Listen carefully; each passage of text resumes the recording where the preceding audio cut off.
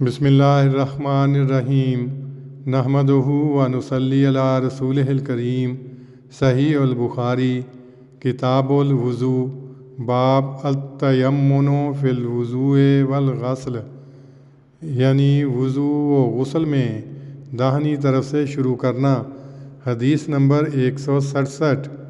حضرت ام عطیہ سے روایت ہے، وہ کہتی تھیں کہ نبی صلی اللہ علیہ وسلم نے اپنی بیٹی کو نہلانے کے متعلق ان سے فرمایا کہ اس کے داہنی طرف سے ان جگہوں سے شروع کرو جو وضو میں دھوئی جاتی ہیں۔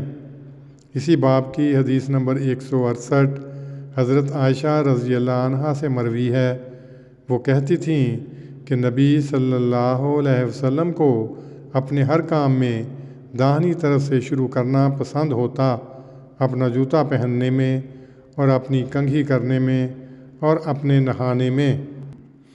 یہ باب باندھ کر پھر اسی نقطے کی طرف توجہ دلائی ہے کہ نبی صلی اللہ علیہ وسلم نے وضو میں صرف ظاہری طہارت ہی ملحوظ نہیں رکھی، بلکہ اس کے ساتھ ایک روحانی مقصد بھی مد نظر رکھا ہے۔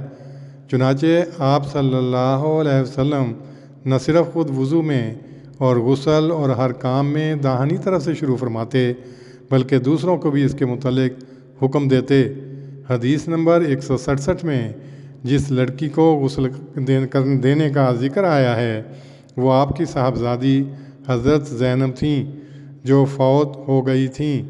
عربوں کے نزدیک یمن یعنی داہنی طرف خیر و برکت پر دلالت کرتی ہے اور بائیں طرف شوم اور نحوست پر۔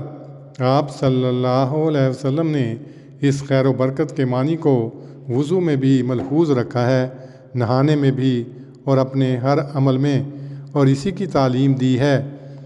ہر اچھی بات لے کر آپ صلی اللہ علیہ وسلم نے اس سے روحانی مقاصد ذہن نشین کرائے ہیں۔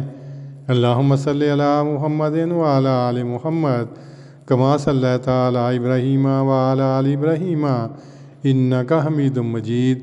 اللہم بارک علی محمد وعلی آل محمد کما بارکت علی ابراہیم وعلی آل ابراہیم انک حمید مجید۔